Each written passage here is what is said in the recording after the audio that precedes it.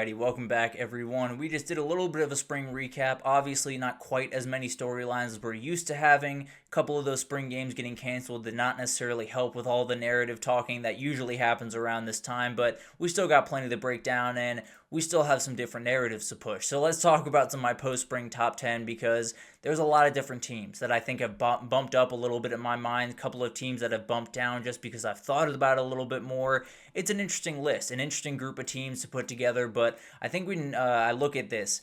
These 10 teams I feel pretty good about. Now, the order of them I think you can play around with a little bit, and number 10 is one that I think is all up for debate. I think there's probably about 10 or 12 different teams you could slot in at that 10 spot, and I wouldn't fight you too much, but as of right now, in my number 10 spot, I got Arizona State. Arizona State Sun Devils are still going to be a really, really good team going into next year, and I think the number one thing people worry about with Arizona State is the run game. Is the run game going to be okay without Cam Scadaboo kind of carrying the load? Love what Kyson Brown brings to this team. I think he's a very, very good player that just happened to be behind one of the best running backs in the entire country. They also brought over Kanye Udo from Army. Really good running back. A little bit more of that Cam Scadaboo bounce off guys type of bowling ball type players. Really, really talented guy. Could be a very formidable duo. And then you add that to what Sam Levitt brings in the run game. They will be more than fine. Obviously, might not get the production they got last year, but when you have a guy like Jordan Tyson on the outside, which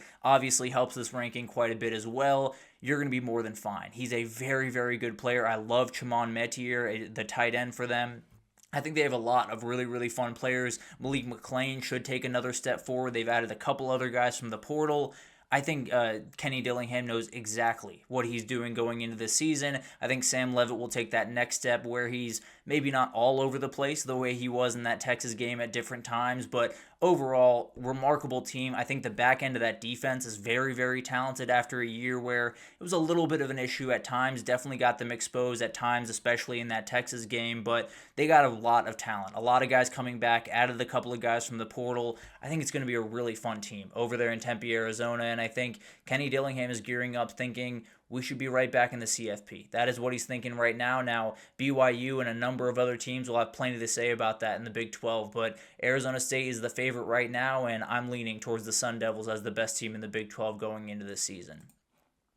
Alabama's my number 9 team, a team that I was very worried about going into this offseason. I'll be totally honest. I think when you have Ryan Williams being your leading receiver and then you don't necessarily have a lot to go after him, well, they fixed that. Isaiah Horton coming in from Miami is a massive pickup. Brings that wide receiver 2 that it felt like they were missing a year ago. And then Jeremy Bernard can fit into that wide receiver 3 position that feels like it makes more sense for him. So I think the wide receiver core is going to be maybe not, vintage Alabama, elite, but I think it's going to be more than enough. I think it's going to be very, very talented. And I think when you look at Kalen DeBoer, he can do plenty with a group like that. With Ryan Williams, Isaiah Horton, and Jeremy Bernard, he'll have plenty of fun. I can promise you that. The other incredible group is the linebacking core. This is something that Josh Pate talked about with Kalen DeBoer when they spoke in a great series that Josh Pate does, breaking down a lot of different stuff around the country. But Deontay Lawson going down in 2024 kind of worked out for Alabama. Now, obviously, you never want to see someone get injured, but he's found his way back to school. Justin Jefferson has found his way back in that linebacker room.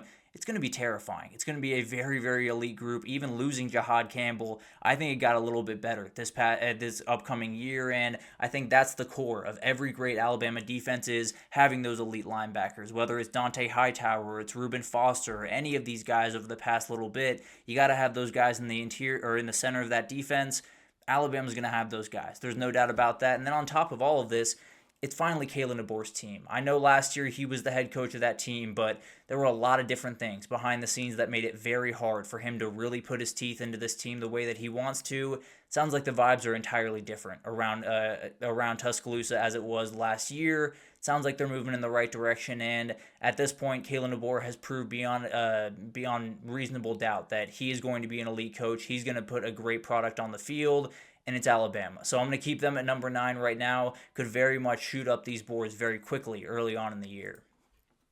Oregon here at 8. This is the one that I think I'm a little bit lower on than the majority of people that will make these rankings around this time. right now Dante Moore looks the part, so that is not a worry. The quarterback that is taking over does look the part, does look like a guy that is going to be able to lead you where you want to go, which is a national championship. That is what Oregon is after. The one question that I do have is the rebuilt offensive line. Not to say they didn't get great players. Isaiah Worrell from Nevada, very fantastic, huge player that will play tackle for them. Alex Harkey from Texas State, very talented guy, another tackle for them. Emmanuel Pregnon coming over from USC. They've done a very nice job getting talent. You never know what it's going to look like going from Nevada to Oregon. You never know what it's going to look like going from Texas State to Oregon, or, UTEP to Texas, or any of these big time moves from the G5 to the power level. It's always interesting, especially at those tackle positions where you're facing just an entirely different animal when you go up to that next level. That is the one thing I worry about. It sounds like it's going relatively well right now. It'll be really interesting to watch this team going forward. They lost quite a bit on defense. I have full faith that Dan Lanning is going to get this team ready, that they will be one of the elite teams in the Big Ten. I'm just not quite as bullish on Oregon as a number of other people are out there. And then you got LSU at 7. This is my team. I've fallen for LSU a number of years before, and I will fall for them again this year. I love this group. I think the things that they have done in the portal have been as well as just about anyone in the entire country. I think the guys they added on the back end with Mansour Aleem, with Jakeem Jackson have been absolutely are incredible players that they very much needed. I think the wide receiver core with Barry and Brown and Nick Anderson coming in cannot be more great. And then the offensive line, you add a guy like Braylon Moore from Virginia Tech, a great pickup for an offensive line that is replacing quite a bit of guys. So that'll be a really interesting thing to watch. That would be the one thing I think that might end up holding back LSU is how quickly that offensive line come along. Sounds like it's going really well in spring practice. So feel pretty good about that right about now. That is the one place where I have a little bit of pause. But then I think they have one of the best, maybe the best quarterback in the entire country. I do have Cade Klubnik just a touch over Garrett Nussmeier, but Nussmeier can sling the rock. There's no two ways about that. He can lead one of the best teams in the country. They got to get that run game under control, and that's something we can talk about in subsequent weeks when we get through some of the questions going into the season for a couple of these teams. The run game is a huge one for LSU. There's no doubt about that, but I got them at number 7, feel pretty good about where they're at, and I think they're going to be a really fun team to watch that maybe, just maybe, could compete for that SEC championship. Notre Dame here at 6. Obviously, it's CJ Carr's turn. We talked about it a little bit earlier in the show. He's going to be young. That's going to be really, really interesting to watch, but the run game is going to help him out a ton. Jeremiah Love, in my opinion, is the best running back in the entire country. Jadarian Price is not very far down that list right after him as his kind of running mate in that backfield, so the run game will take care of a lot of it, the same way it did with Riley Leonard, but he's going to have to make throws. That is the one big thing here. Can CJ Carr, come along the way that he needs to? He's going to be going up against a guy in Carson Beck that has played a lot of football against a lot of elite teams in some very tough environments. It'll be really interesting to see how It'll be really interesting to see how CJ Carr kind of handles that going forward, and if he's someone that can really take that on his shoulders going into this season. The other part, the defense is loaded. I know they lost a number of players going to the draft this year with Xavier Watson, Benjamin Morrison, who was injured for for the majority of last year, but Leonard Moore, Drake Bowen, Jordan Clark, so many guys coming back on this defense that are going to be huge, huge players. Love the linebacking core they have, love the corners they have that are going to be 1 year older. I think it's going to be an elite defense just like it was a year ago. And then the wide receiver core, much more talented. Jaden Greathouse obviously showed out in that Ohio State game, and especially that Penn State game where he made a number of big-time plays, but you had Malachi Fields, you had Will Pauling, you have Jordan Faison on the outside. It's a wide receiver group that, at the very least, is a whole lot more talented than Notre Dame has had in the past couple of years, and hopefully they'll be able to help CJ Carr out a lot, and losing Mitchell Evans is a little bit of a blow, but they more than made up for that with the wide receiver room as far as I'm concerned. Into the top 5, and I'll start with the Georgia Bulldogs here. I think this team is still really, really good. Now, the big question is Gunnar Stockton.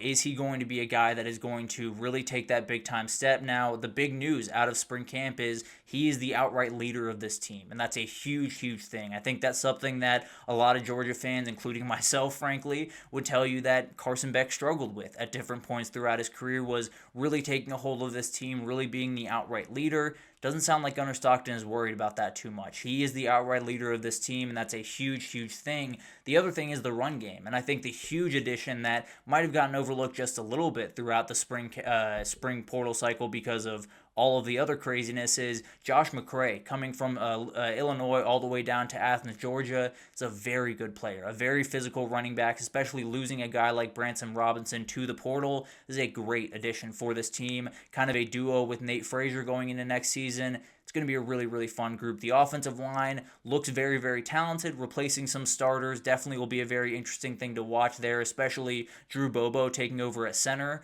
But at the end of the day, feel very confident in that group and feel very confident in Stacey Searles at least to put together a very solid group over there in Athens. But again, something that wasn't quite to the Georgia level last year. Got to find your way back up to that level. And then the biggest thing is the wide receiver signings. You add Zachariah Branch, you add Noah Thomas.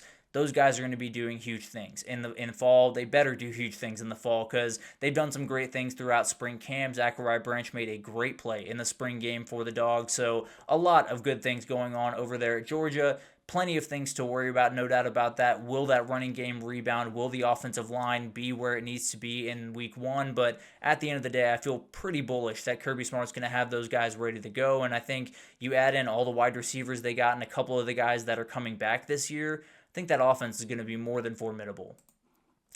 Then we got Ohio State at 4, and that, again, maybe a little bit lower than some people will have them, but the QB battle is still technically alive. I do think it's going to be Julian Say, and I think he's in the lead right now. I just think Ryan Day is not going to let anyone know that until probably the Texas game kicks off, if I'm being totally honest. But on top of that, you got the two best players in the country. Jeremiah Smith and Caleb Downs are the two best players in the country, one on offense, one on defense. Enough said. You know exactly what you're going to get from those two guys, and then you just got to fill the pieces around them. And it's a whole lot easier when you got two guys that I think are going to go top 5 in the draft when they're officially ready to roll. And then the D-line is the one area where you will have questions, where I think a lot of Buckeyes fans have questions right about now. They've been able to add a couple of guys, but overall, it sounds like they got pushed around just a little bit in that spring game. Did not look all that pretty at times during spring practice overall. So they're replacing quite a few guys that are really, really incredible players that are moving on to the NFL. Didn't move on last year, but now are. They got to be ready, and they got to make sure that's in order because you get run all over against Texas. It's going to be a really long day for you, especially with what Arch Manning brings to that group. So that's going to be an interesting thing to watch throughout fall camp. But as of right now, Ohio State still has the dudes. I think the quarterback's going to be great, and I think this team, even after a national title, is going to be plenty hungry coming into 2025. Clemson's my number 3 team in the country, and it starts on the defensive side of the ball. Cade Klubnik's going to be his own conversation, but as of right now, TJ Parker coming off the edge, absolutely terrifying, will be the number 1 edge off the board, maybe the number 1 player off the board in the 2026 NFL Draft. Peter Woods will go not far behind him in that 2026 NFL Draft. You have Wade Wood as Sammy Brown as your linebackers, 2 very elite players, Avion Terrell on the back end. It's a ridiculous defense. It's a defense that will be as talented, as experience, as incredible as anyone around the country, and they will give them a floor that will be very, very high. I can promise you that. Clemson is not a team that I see bottoming out in any scenario, and there's quite a few teams that I could relatively see bottoming out in some scenarios. This is not one of those teams. Too good of a defense, too good of a quarterback that will make the right read. And I think the other part of this is Cade Klubnik along with his trio of wide receivers. You have Bryant Wesco, Antonio Williams, and TJ Moore all back for this upcoming season. It's going to be terrifying. We saw what they were able to do against the Texas back end. That was very, very good, really all the way throughout the year, even in that Ohio State game where you had to deal with Jeremiah Smith and Emeka Egbuka and all those guys. They did a really good job. Clemson kind of got to him a couple of different times because those 3 guys are so talented. And then another kind of fun little tidbit here that I also got from Josh Pate, so huge shout out to him, but the kind of draft science that goes into this, the most first round picks have always been the team that wins the national title tends to have the most first round picks that upcoming draft. In the mock drafts for the 2026 draft, it would be the Clemson Tigers right about now, with about 3.2 guys being drafted around the mock drafts from all the different places. It will be an interesting thing to watch. Maybe that's your national title winner right about now if that holds true for another year. I believe it's been 7 out of the last 8, with Michigan being the only one to not hold that up. Maybe Clemson can do it this time around. And the team right behind them on that list is the Texas Longhorns. I have them at number 2. So far, it sounds like Arch looks the part. Now, we didn't get to see a spring game, so that's still a little bit of a question. They added the quarterback from the portal that people made a little bit too big of a deal out of, but at the end of the day, it is Arch Manning's team. It sounds like he's being a very, very vocal leader for this team, and it sounds like he's plenty comfortable. So, no huge worries there. No, like, alarm bells going off in Austin that they got this wrong or Arch isn't the guy. Sounds like everything's going very much according to plan. Young wide receivers are stepping up in big ways for this Texas group. Ryan Wingo went down early on in spring practice. You also had DeAndre Moore not even play throughout spring. So everyone out there had not caught a pass in college football. Parker Livingstone, a guy to watch. Dalen McCutcheon, another guy to watch. Two guys that sound like they're running with the first team right about now, and very, very talented players that could make, or pretty much need to make, huge impacts for Texas. Now, they were able to add another wide receiver to this group. They were able to add, now I'm blanking on his name. I very much apologize. Emmett Mosley. Emmett Mosley was the name that I was looking for. A great player out of Stanford that I think can kind of fill that Matthew Golden hole a little bit. Very, very talented, a very similar skill set to Matthew Golden from a year ago. So something to watch there. But overall, those young wide receivers are going to have to play big-time roles, and it sounds like throughout spring they're doing more than fine. And then the defensive side of the ball is what Texas is going to be known for this year. I think it might be even better than you had a year ago. Colin Simmons, in my mind, is the best edge rusher in the entire country. Anthony Hill's the best linebacker in the entire country. Michael Taft, probably one of the top 5 safeties in the entire country. Manny Muhammad, the same thing with corners. Jelani McDonald is a guy to watch on that defense, and among a number of other guys on that defense. Derek Williams, a safety that was injured all of last year, is finding his way back to the field this year. It's going to be a ridiculous defense. Incredibly talented, plenty of experience, plenty of leadership, and I think this is going to be, again, what Texas hangs their hat on, but hopefully they'll be able to get a little bit more out of Arch Manning and be able to get a little bit more out of that offense in some key circumstances. But at the end of the day, the defense is going to be incredible and, again, gives them a very, very high floor, much like Clemson. Penn State's my number 1 team in the country, and it's one of those things that I was very, very back and forth on. Do I want to trust James Franklin? Do I want to trust Penn State to make those plays that they haven't made throughout his time there? Trevor Pena being added to this equation is outright huge. He is someone that I think is very clearly the wide receiver 1. I think you have Kyron Hudson or Devontae Ross, whichever one kind of fills into that wide receiver 2 role, and then you have the other guy at the wide receiver 3. I think it's the first time for a very long time where I've looked at the 1, 2, 3 for Penn State and said, those are all uber talented players. Those are all players that absolutely could make big time plays for them and will end up making big time plays for them this year. And then you got the running back duo. Let's just be totally honest. This team is going to run the ball very heavily. Katron Allen and Nick Singleton are both downright elite. They both sit at 10th and 11th on the Penn State rushing charts right now, both about 1,000 yards away from that number 1 spot.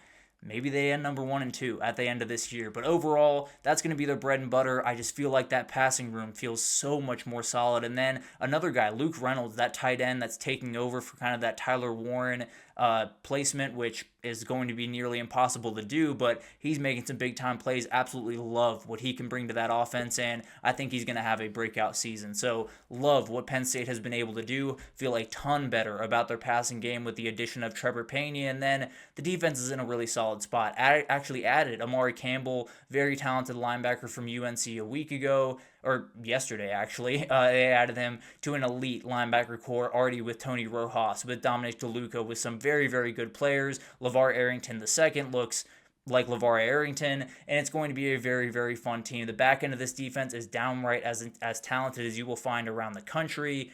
Penn State's a really good team, and I am going to be the guy that maybe looks a little bit stupid because I'm putting all my faith in James Franklin. I'm more than fine to do that. I think this is a very, very good team. I think they will be very good this season, and they might just be the team that ends up winning that national championship on January 19th. But overall, an incredible spring. I think there were so many different things to talk about. Obviously, some of the stuff, not necessarily stuff I love talking about. The Nico saga was upsetting in a number of different ways. The Bill Belichick stuff is stuff I don't want to touch with a 10-foot pole. So there's a lot of different things going on this spring. At this point, it's a sprint to the opening weekend. I think everyone knows that right about now is when championships are won, championships are lost, and it'll be interesting to see who comes up to the top of the fray, who goes into fall camp feeling super confident about their abilities. It's going to be an awesome thing to watch. But it starts right now. All the craziness, all the stuff that we all love starts right about now. We're about 100 days away from this thing kicking off, and it's going to get real very, very quickly. But we'll be back next week. We'll get into a little bit more details about some of the big-time questions around some of the big-time contenders going into this year. We'll get into all of that type of stuff. We'll get into some transfer portal stuff. We'll get into all of it next week. There's going to be plenty of stuff that I'm sure I'm not thinking of right now, but will pop up on the Twitter feed here pretty soon. So we'll talk about it all next week. I will see you next time. So thank you for listening, and same time, same place next week.